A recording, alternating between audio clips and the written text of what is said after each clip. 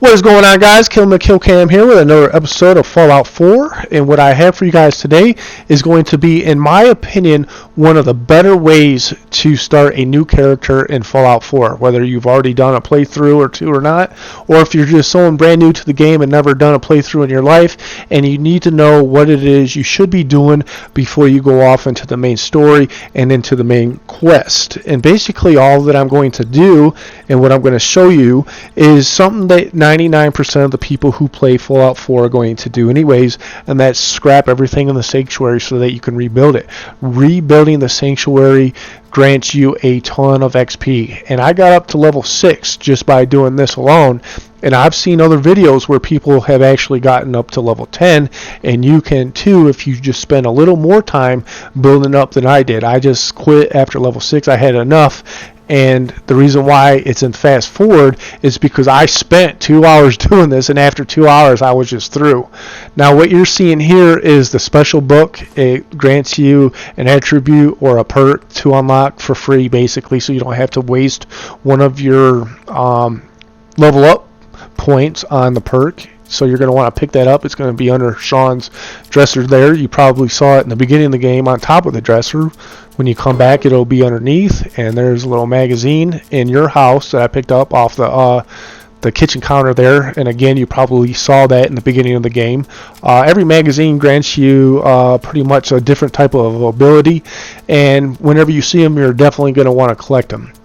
Now the other things that I'm going to show you in this video are two hidden locations that I didn't even know about. One of them I didn't even know about last night, and that's the one that's right here in the sanctuary, and it's a cellar that goes underneath one of the houses, and it has some pretty cool stuff in it, guys. And basically, I'm looking at it now. There's the blue house. You turn around, there's the main yellow house with the workshop, the house that you can scrap, and then that blue house. So basically, and you're going to see that little tree stump and that tree there. You're going to go behind there, go down there, and you're going to find a bunch of ammo. You're going to find some stim packs, some food, some gold bars, you name it, it's down here. Now you're not going to be able to get into that safe until you unlock the master lockpicking perk, so just remember that's there. You can go back, and that's the other thing. Once you get done doing all this, if you pick the right perks, then you can just go right back down there and lockpick at that safe before you even leave. So the other location that I'm going to show you in this video is going to be a cave under the redrocket truck stop, and I didn't even know this was there until last week. Again, it's got some pretty good shit in there. There's a safe that's just no vice. You'll be able to pick it as long as you have the bobby pins to pick it. You know, it's pretty easy. And again, there's a bunch of ammo.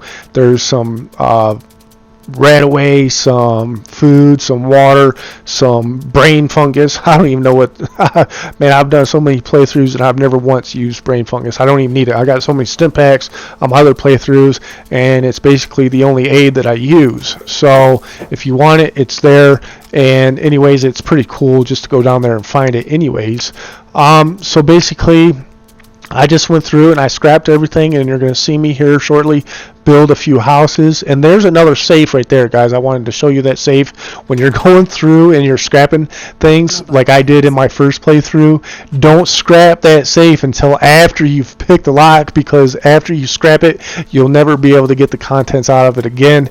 Some people will say that the inventory of the safe goes into the workshop, but I don't think that's true, because I've scrapped safes before and went to the workshop, and there wasn't any additional ammo that I knew that was probably in the safe, and there was nothing other than steel from scrapping the safe. So I don't believe it. So I just left it there, and I just wanted to show it to you guys. And other than that, the other thing that I wanted to show you guys was that special book that I showed you that picked up that gives you an extra perk.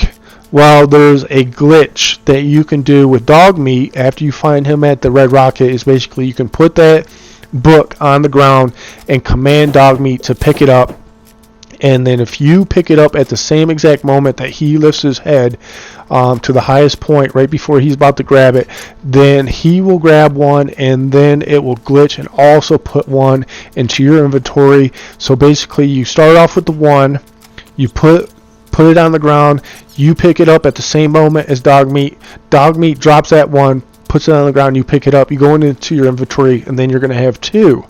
And then you put both of those on the ground and you pick them up, and then it's going to let you unlock another perk, and then you just wash, rinse, and repeat. You're going to have to do this a total of 41 times, and then you will end up with a total of 42 special books, and then that will give you 10 all the way across the board on the top perk tree. You'll have 10 strength, 10 endurance, 10 luck, 10 charisma, all the perks at the top of the perk tree you will have maxed out, and then that will leave all the rest of the perks available to pick when you level up, provided that you have a high enough level to unlock that perk. A lot of the perks have level requirements to unlock them, but at least they will be available once you reach that level.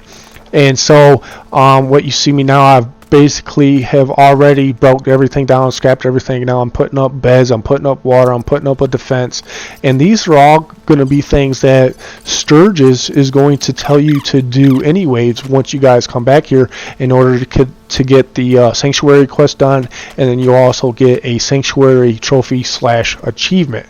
And what I'm going to show you guys here is, instead of building water pumps, these water purifiers are great for settlements that have water. I put water purifiers in all my settlements that have water running alongside of them, and if you have more water than you have if you have more water than you have people, then that extra water will accumulate inside of your workbench, and then you'll be able to take that water and sell it to vendors for caps, guys. They fix the vendor glitch where you can take all the caps and everything from the vendor by selling the same bullet over and over again.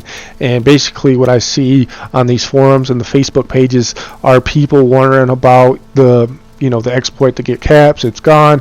What are you guys doing for caps? Well, on my last playthrough, I'm level 75, and I have all 30 of the settlements. One of them being home plate. You can't set up stores at the home plate, and the building's very limited there. But in all the rest of them, you can set up stores, and you can assign sellers to stores, and those stores will bring in mass amounts of caps. And the other thing that I do is I build jet and I sell it to merchants, and then I go to the workshop, and the food and the water that you have that exceeds the amount of people that you have. Let's say, for an example, you have 20 people at your settlement, but your settlement produces 40 waters. Then every 24 or 48 in-game hours you go to the workshop and you'll have like 20 waters in there. Then you can take those 20 waters out and sell those to the merchants for caps, and you'll never run out of caps, I guarantee it. So other than that, man, there's not too much else to explain. Like I said, I just wanted to show you what I did on this playthrough so that I could earn the XP before going out into the Commonwealth, which is going to help me deal with the raiders and the ghouls and the super mutants a lot easier. I'm going to be better equipped with stim packs and aid. I'm going to have more bullets had I just went out right away and did the quest without doing all this, and it's just really going to benefit you, man. And I know I'm repeating myself over and over, and I'm running out of things to say, so I'm going to end the commentary here. I appreciate you guys watching. If you haven't already, I would really appreciate if you guys hit that like button, hit that sub button, put a comment in the section below. Tell me what you think of the video, what you think of the game. Do you know a better way to start the game? Because I don't claim to be the best. This is just, in my humble opinion, the best way to start a new character. If you're a Fallout 4 veteran and you think you know a better way, feel free to tell me in the comment section below, man.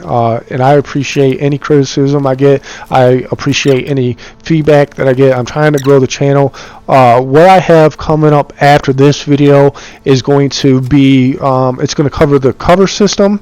A lot of people don't know that there's actually a cover system in Fallout 4. It's not apparent as other games, and the developers of the game never really explains to you how to use it, but there definitely is a cover system, and it definitely is beneficial.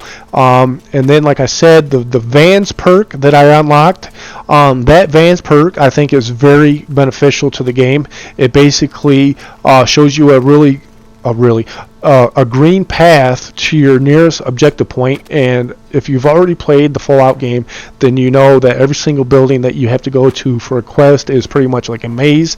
You have to go up to get down, you have to go left to get right, you have to go right to get left, you have to take a elevator, go 3 miles down a hallway, and then drop down to get to an objective. And you know, my first couple playthroughs when I didn't have the Vance perk, man, I was just lost all the time. I couldn't find the objective, and I spent hours trying to find stuff. And then I finally found that Vance perk and unlocked it.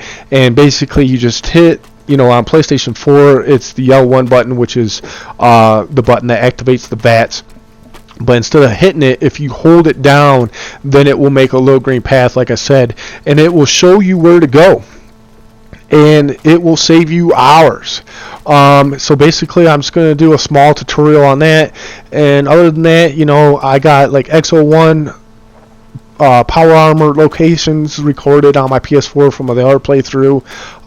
You know, a real quick tip, if you're just now starting out and you know where those X01 power suits are, I don't recommend going and getting them until you're like past level 30, because those X01 power suit locations are level based, and I don't know the exact level, but if you're not somewhere around level 30 and you get there to get those X01 power suits, they won't be X01 power suits. They'll be a T45, a T50, a T60. They'll be anything but a full set of power armor, the X01 power armor. And I made that mistake by going there before, just because I knew where they were at, and I went there thinking that I was going to get an X01 power suit, and I ended up getting a T45. So I went back later in the game after I was like level 50 to see if maybe an X01 had miraculously, I can't pronounce the word, spawned in there, and it didn't. It was still gone. So I don't recommend going and getting those power suits until you're like around level 30 or above.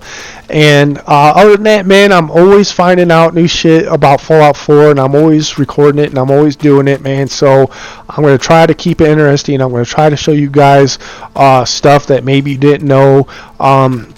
You know, at first when I started playing Fallout 4, I was going to do a playthrough, but with all the different playthroughs, man, you got the Minutemen, the Brotherhood of Steel, the Institute, the Railroad, and pretty much everybody who plays Fallout 4 is going to do what they want to do regardless of what some YouTuber says. So after I got past Kellogg, I pretty much stopped the playthrough from there, and I started uploading videos that are beneficial to people, you know, and showing people things that they might not have knew about or they might not know. You know, if you check out my channel and you look through my playlist, you'll find that I have the UFO location, where to get it, and where to find the alien. And then there's even a magazine and a comic book store that gives the little plasma alien blaster more power, like 5% more power. And then you know, I have an X01 power armor location, how to steal power armor without getting caught. I have recorded on my DVR right now how to steal from vendors. You know, you can go to Diamond City, you can go to Good Neighbor, you can go pretty much anywhere that there's a vendor that has their inventory. Like you go to Diamond City and you see that dude has a bunch of bullets in these little boxes. You can steal them without getting caught. You can go to the Brotherhood of Steel little blimp, and you can hack that door, get behind them, dude. There's a fat man back there, there's a mini nuke back there, and there's a shit ton of ammo. I got a video showing you guys how you can steal that stuff without getting caught. You can even steal power armor from that blimp without getting caught. I got a video showing you guys how to do that. And then like Good Neighbor, you go to Good Neighbor, and Cleo the robot has a fat man to her right. You know, you're looking at it and it's to your left, but when you go behind her, it's on her right, and you can even steal that fat man. And I have a video showing you how you can do that without getting caught. And you know, I just got all types of videos, man, just saved. All I have to do is put them to the SHAREfactory and do a commentary of them. But that's going to be it for me, guys. Like I said, if you liked the video, hit the like button. If you haven't already, hit the subscribe button. Tell me in the comment section what you thought of the video, what you think of the game, what you think of the commentary. And until next time, guys, peace.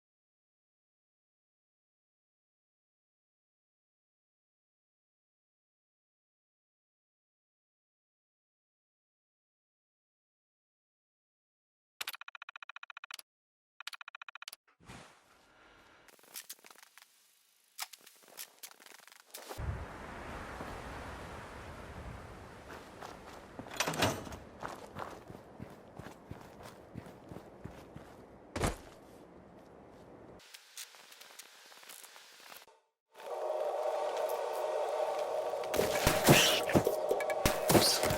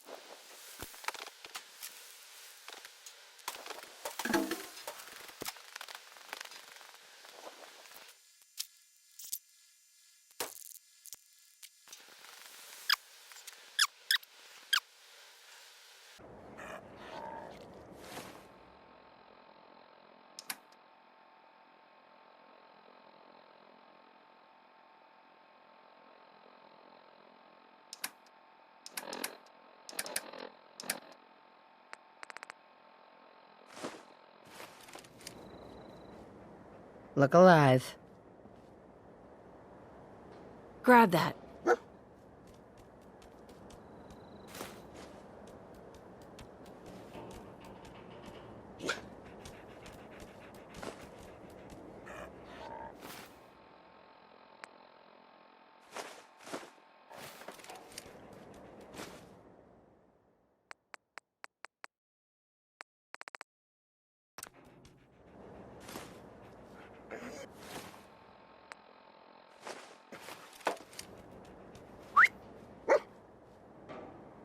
Get that.